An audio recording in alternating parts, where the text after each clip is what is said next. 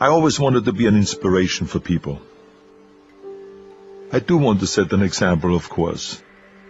I want to inspire you to work out, keep yourself fit, lay off junk food, create a vision, and use your will to accomplish it. I want you to throw away the mirror, for instance, and not always look at yourself, but get involved in public service and give something back to the community. I want you to protect the environment rather than to mess it up.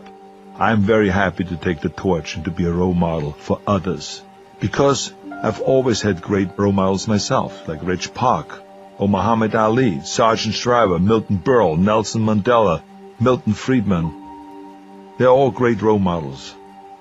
I thought of myself as special and unique, and not like the average Hans and Franz.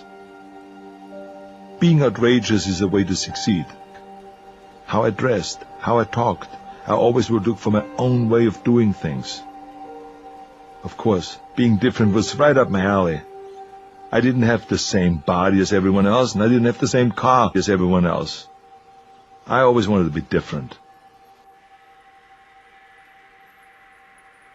But life is much richer when we embrace the multitudes that we all contain, even if we aren't consistent, and what we do doesn't always make sense even to us. When I talk to graduating classes, I always tell a brief version of the story of my life and try to offer lessons everyone can use. Like, have a vision, trust yourself, break some rules, ignore the naysayers, don't be afraid to fail. Woven through the stories in this memoir are some of the principles of success that have worked for me. Turning liabilities into assets.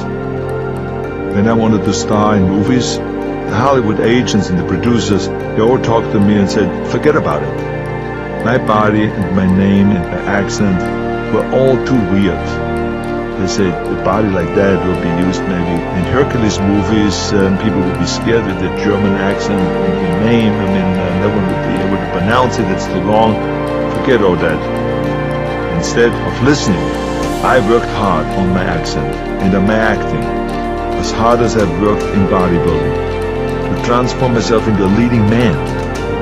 With Conan the Barbarian and the Terminator, I broke through.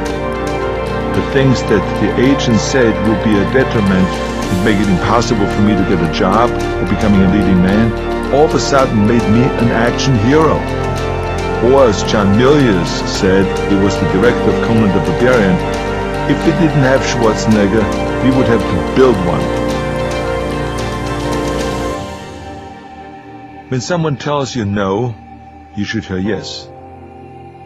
Impossible was a word that I love to ignore. The only way to make the possible possible is to try the impossible. If you fail, so what? That's what everyone expects. But if you succeed, you make the world a much better place. Never follow the crowd. Go where it's empty.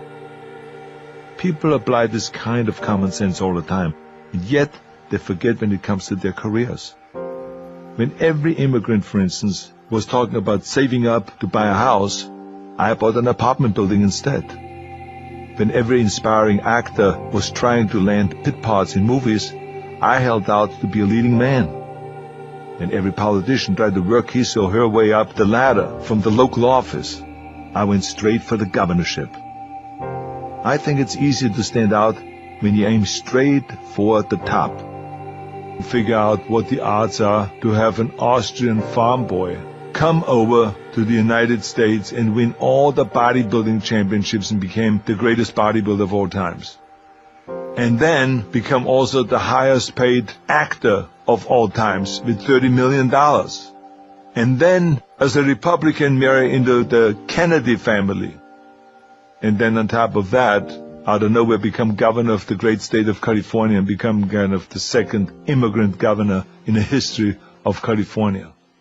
Writing out my goals became second nature, and so did the conviction that there are no shortcuts.